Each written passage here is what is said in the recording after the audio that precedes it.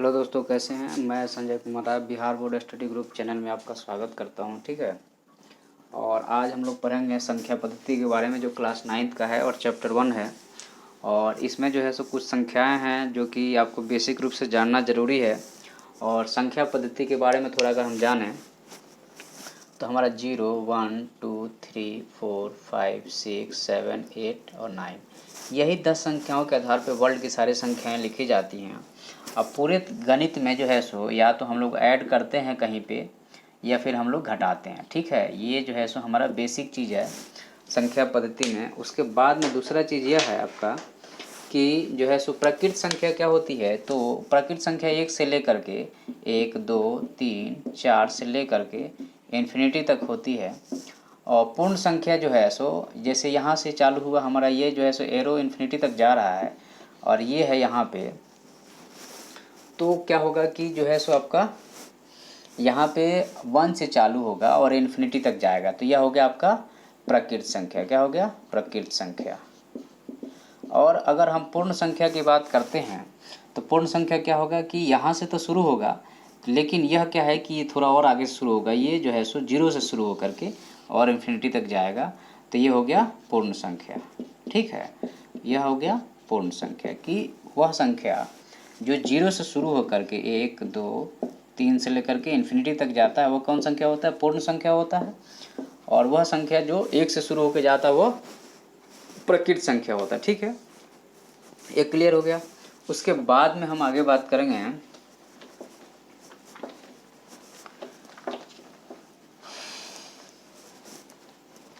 कि आपका जो है सो प्रकृत संख्या पूर्ण संख्या के बाद में पूर्ण अंक की बात करेंगे। पूर्णांक।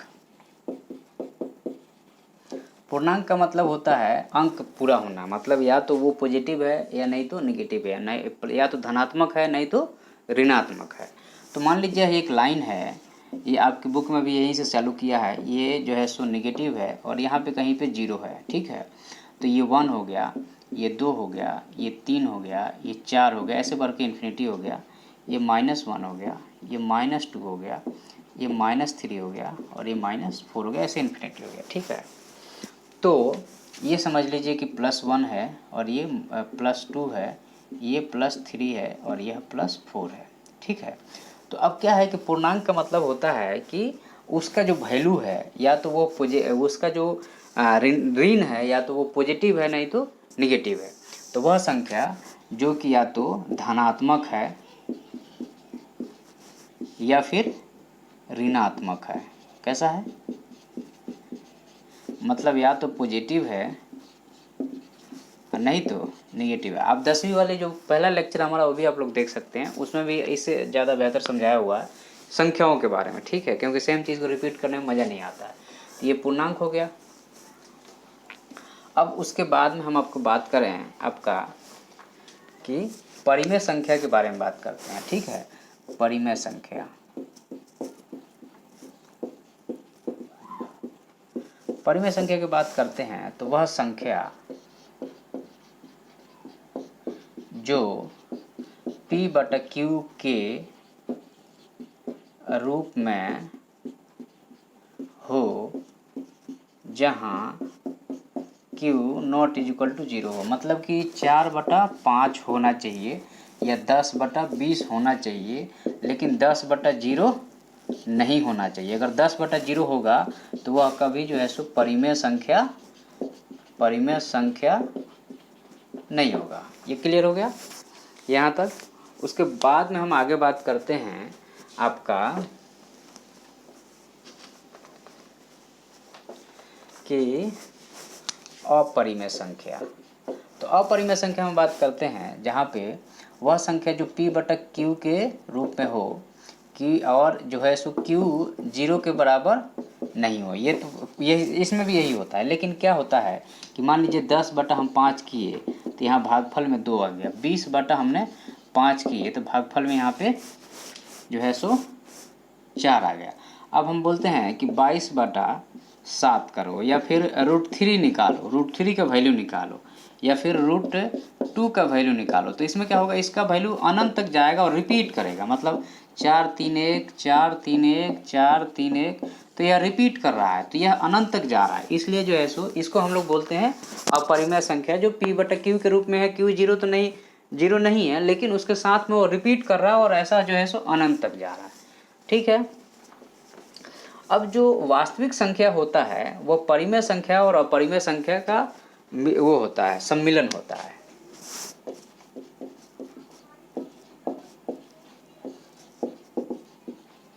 वास्तविक संख्या है तो परिमेय संख्या एवं अपरिमेय संख्या को मिला दो तो हमारा कौन सा संख्या बनता है, वास्तविक संख्या बनता है। ठीक है। उसके बाद में हम बात करते हैं तो सम संख्या की बात करते हैं।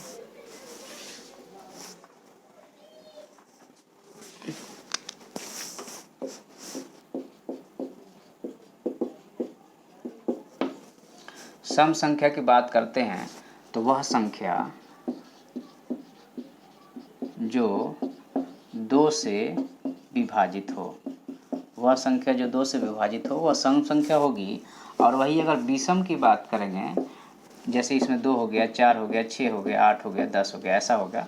अब विषम संख्या जो 2 से विभाजित नहीं हो वह कौन सी संख्या होगी, तो वह विषम संख्या होगी। ठीक है, ये क्लियर हो गया यहाँ तक। उसके बाद में आपके जो बुक में चीज़ें दी गई हैं उसको अगर हम ध्यान से देखते हैं तो हमें क्या मिलता है। देखो, हम अभी 8 9 और 10 के बच्चों को पढ़ा रहे हैं सारे सब्जेक्ट को। ठीक है, तो जो 8 9 10 में हैं वो देखें, शेयर और सब्सक्राइब करें ताकि आपको जो है सो नोटिफिकेशन मिले और गरीब बच्चों तक पहुँचाएँ। जो बच्चे दूर के हैं, जिनको पढ़ाई लिखाई में दिक्कत हो रही है, उनके लिए विशेषकर हमारा ये इनिशिएटिव है। तो उन लोगों तक पहुंचाएं, शेयर करें, सब्सक्राइब करें, लोगों को बताएं, क्योंकि हम अब लॉन्ग टाइम तक आपसे जुड़े रहेंगे। बाकी अगर किसी को IAS की तैयारी करना है तो दक्ष सिविल सर्विस एकेडमी करके हमारा एक और चैनल चल रहा है। ये Bihar board study group channel पर हम इसको पढ़ा रहे हैं और दक्ष सिविल सर्विस एकेडमी पे हम जो है सो IAS PCS और SSC की तैयारी कराते हैं। तो आप उसको भी विजिट कर सकते हो, उसको भी देख सकते हो थे, दक्ष सिविल सर्विस एकेडमी करके नाम से है वो। ठीक है, तो आपका जो है यहाँ पे संख्या पद्धति की अगर हम बात करते हैं तो ये हो गया 0, इधर ये पॉजिटिव इन्फिनिटी हो गया, उधर ये नेगेटिव इन्फिनिटी। जहाँ पे देखो, अगर मान लो कि यहाँ से कोई चीज़ चालू हो गया और यहाँ पे ऐसा छोड़ दिए, इसका मतलब होता है कि वो यहाँ से यहाँ तक, मान लीजिए 8 होता है तो 0 से 8 तक का ही वैल्यू मान होगा। लेकिन हमने बोला कि ये 0 से चालू हुआ और ये ऐसा कर दिए तो ये इन्फिनिटी, जब एरो लगा देते हैं कहीं पे तो इसका मतलब वो आगे बढ़ रहा है, रुका नहीं है, वो बढ़ रहा है। एरो का साइन का मतलब होता है कि वो आगे बढ़ रहा है। तो मैथ में जब हम लोग ज्यामिति पढ़ेंगे तो इसके बारे में चर्चा जरूर करेंगे। ठीक है, तो आपका जो है संख्या पद्धति की हम बात करते हैं तो संख्या पद्धति या तो 0 1 2 3 4 से लेकर इन्फिनिटी तक जाएगी, -1 -2 -3 -4 से लेकर इन्फिनिटी तक जाएगी। अब क्या है कि अगर हम बात करते हैं 0 से लेकर 1 के बीच में, तो 0 से लेकर 1 के बीच में यहाँ पे 0.1 0.2 0.3 0.4 0.5 0.6 इस तरह से जो है सो अनंत संख्याओं के मिल करके, ऐसे डॉट डॉट मिल करके, ये लगातार अनंत डॉट मिल करके 0 से लेकर के 1 तक के डॉट हैं। समझ लो कि 0 से लेकर 1 तक के बिंदुएं जो है सो अनंत डॉट हैं। तो मान लो कि इसमें बोल दे कि 5, आपने 5 वैल्यू निकालिए, 0 से 1 तक के 5 वैल्यू निकालिए, तो आप क्या करेंगे, 0 आप +1/2, तो 1/2 इज इक्वल टू कितना हो गया, 0.5 हो गया। अब यहाँ पे इसके बीच में कहीं पे 0.5 आया तो इधर बढ़ेंगे तो भी हमारा क्या हो गया, 0.5 के बाद 0.6 हो गया, 0.7 हो गया, 0.8 हो गया, 0.9 हो गया, फिर 1 हो गया। और इधर बढ़ेंगे तो 0.4 हो गया, 0.3 हो गया, 0.2 हो गया, 0.1 हो गया, 0 हो गया। तो अभी तो हमने ऐसे निकाला, ऐसे अनंत संख्याओं का हम लोग क्या कर सकते हैं, निकाल सकते हैं। अब मान लीजिए कि आपके आंसर में जनरली बट्टा के रूप में, भिन्न के रूप में दिया रहता है, तो हमने ठीक है भैया 6/10 हो गया, 7/10 हो गया, 8/10 हो गया, 9/10 हो गया, ऐसे लिख दो आप, 5/10 हो गया, मतलब इस तरह से लिख दो आप 4/10 हो गया, 3/10 हो गया। इस तरह से आप अनंत संख्याएं दो संख्याओं के बीच में निकाल सकते हैं, जो कि आपके बुक में पहला जो है सो एग्जाम्पल यही दिया हुआ है, ठीक है ना। इस तरह से दो संख्याओं के बीच में आप कई संख्याओं को निकाल सकते हैं। सिंपल मेथड क्या है, उसका मेथड यही है कि जो है सो मान लीजिए कि हमने बोला कि यह 0 है और यह जो है सो 1 है, ठीक है। तो हम पहले क्या करेंगे, 0 और 1 को जोड़ेंगे, फिर जो है सो 2 से डिवाइड करेंगे। तो ये कितना हो जाएगा, 1/2, और 1/2 में भाग देंगे तो क्या हो जाएगा कि हमको जो है सो 1 में 2 से भाग देंगे तो डायरेक्टली जाएगा नहीं, तो हमें एक यहाँ पॉइंट लगाना पड़ेगा, तो ये 10 हो जाएगा, तो ये हो जाएगा, और 2 × 10 से ये कट गया, तो मतलब 0.5 आ गया। तो इसके बीच में आधा कहीं यहाँ पे आएगा, इसका मतलब आधा होता है, तो इधर बढ़ेंगे तो 0.6 हो गया, 0.7 हो गया, 0.8 हो गया, ऐसे बढ़े या फिर ऐसे कम में करते जाएं। तो इस तरह से बहुत सारी संख्याएं निकाल सकते हैं, ठीक है। पहला तो आपका यही है। उसके बाद में क्या है,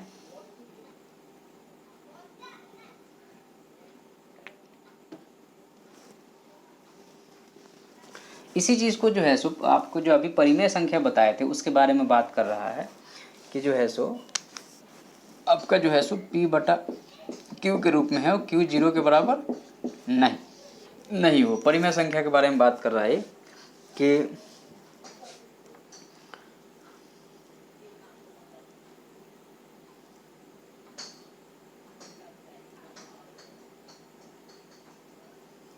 हाँ, तो एक तो ये हो गया। अब यहाँ पे आपके यहाँ उदाहरण में पहला यह है कि देखो, कहीं भी बुक पढ़ते हो ना आप, तो पहले उसके जो पढ़ो, उस चैप्टर को पढ़ो, पढ़ने के बाद उसका उदाहरण को सॉल्व करो और समझो, फिर आगे बढ़ो। तो इसमें आपका जो है सो पहला है इसमें कि आपका जो है सो कि प्रत्येक पूर्ण संख्या एक प्राकृत संख्या होती है, ठीक है। अब अभी हमें आपको पूर्ण संख्या और प्राकृत संख्या पढ़ाए थे, तो क्या प्रत्येक पूर्ण संख्या एक प्राकृत संख्या होता है?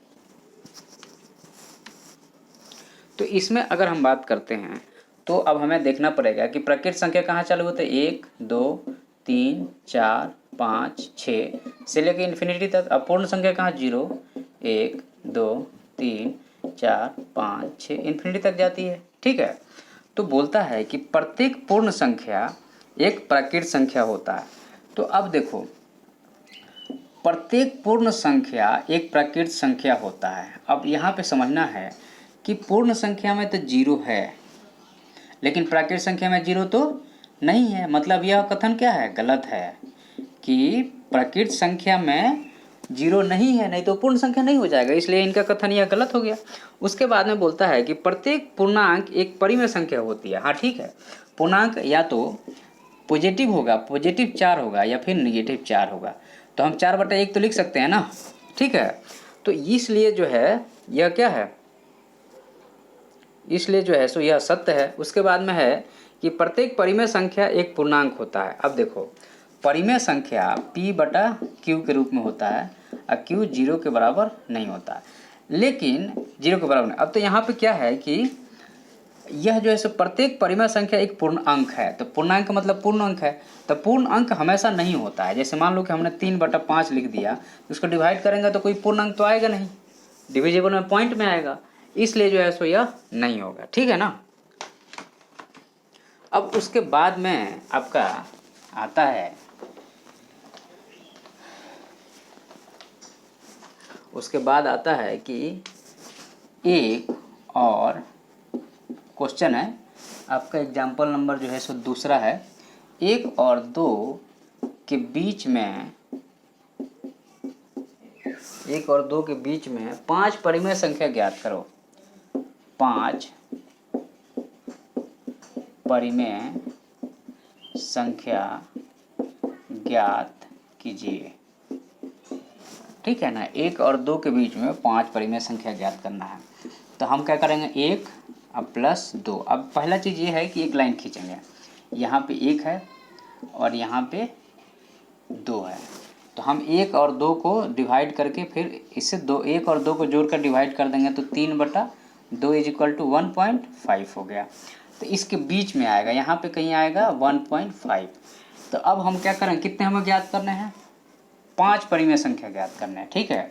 तो इसको अगर हम लिखना चाहें तो हम 15/10 लिख सकते हैं, कोई इशू नहीं है, ठीक है ना। अब हो गया। अब हम क्या करेंगे कि अब इसी में 1.5 के बाद में हम 1.6 करेंगे, 1.7 करेंगे, 1.8 करेंगे, 1.9 करेंगे, इधर बढ़ेंगे क्योंकि इधर बढ़ेंगे तो यहाँ हो जाएगा हमारा 1.4 हो जाएगा, 1.3 हो जाएगा, 1.2 हो जाएगा। ठीक है, अब इसको हमें कैसा लिखना है, हमें परिमेय संख्या के रूप में लिखना है। तो 14/10, 15/10, 16/10, 17/10, 18/10, 19/10, ये हो गए हमारे 5 परिमेय संख्या 1 और 2 के बीच में। क्या करना है, सिंपल इन दोनों को जोड़ करके 2 से डिवाइड कर देना है तो इसके बीच में आ जाएगा। बीच में आ जाएगा तो उसके इधर उतना पॉइंट बढ़ाना है, उसके इधर उतना पॉइंट बढ़ाना है, और उसको जो है सो जो भी उसका पॉइंट है उसको दशमलव को हम लोग भिन्न में कन्वर्ट कर देना है, बस यही हो गया। ठीक है ना, तो आज इसका इंट्रोडक्शन था, तो आज यहीं पे छोड़ देते हैं। ठीक है, कल से जो है इसका और आगे हम लोग आगे बढ़ेंगे। ठीक है ना, जो भी सब्जेक्ट होगा, और आप लोग वीडियो को देखते रहिए और लोगों को बताते रहिए। ठीक है, रिव्यू भी देते रहिए क्या समझ में आ रहा है क्या नहीं आ रहा है, तो फिर उसके आगे हम लोग बढ़ेंगे। ठीक है।